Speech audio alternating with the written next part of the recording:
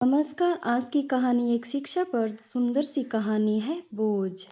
कविता अपने माता-पिता की बहुत लाडली थी। 3 बड़े भाई की बहन थी। कोई भी चीज़ माँगने पर उसी वक़्त सामने हाज़िर हो जाती। पूरे घर में रौब था उसका। पूरे परिवार और नौकरों पर राजकुमारी की तरह हुक्म चलाती थी। स्कूल में भी पूरा रौब था उसका। बड़े घर की लाडली जो थी वह। ऐसे ही उसने कॉलेज में दाखिला लिया।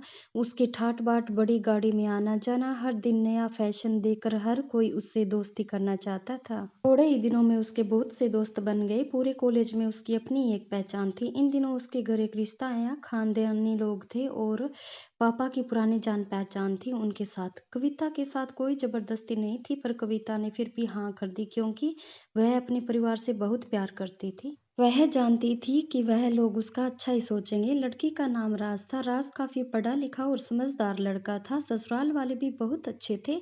ससुराल में कविता की जगह वैसी थी जैसे कि मायके में कोई भी कार्य कविता की सलाह के बिना नहीं होता था। सबकी लाडली बहू बन गई थी वह। फिर उसके घर एक बेटे का जन्म हुआ। उस लड़के का नाम राहुल था। राहुल कविता को जान से प्यारा था। पोता पाकर ससुराल वाले तो फूले नहीं समाते थे। कविता कभी-कभी सोचती थी कि उसकी किस्मत कितनी अच्छी है, उसका हर अपना उसे कितना प्यार करता है।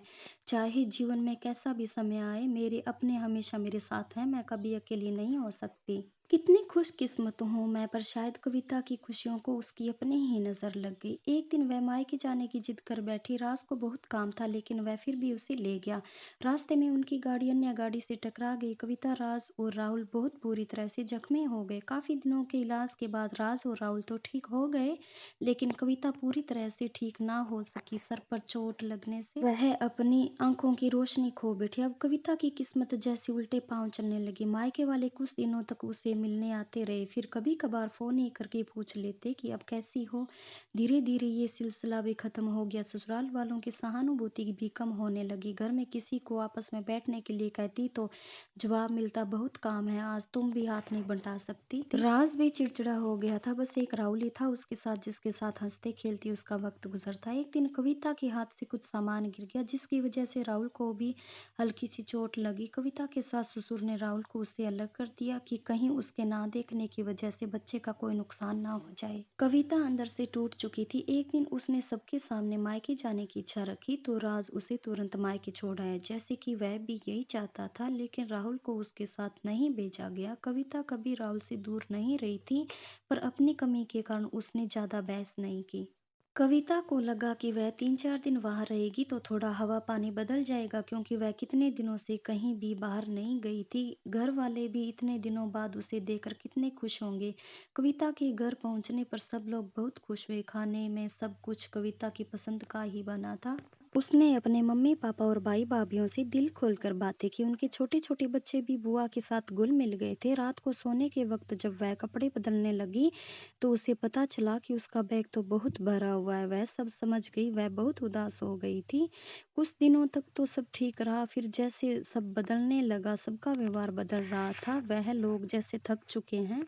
सब लोग घुमा फिरा कर पूछने लगे कि राज अब कब आ रहा है उसे ले जाने के लिए। वह बहाना बना देती, जबकि वह जानती थी कि उस घर में अब उसके लिए कोई जगह नहीं। कविता से चलते वक्त कुछ ना कुछ नुकसान हो जाता। थोड़ा बहुत टोका टोकी उसे सुनाई देती, वह टाल देती।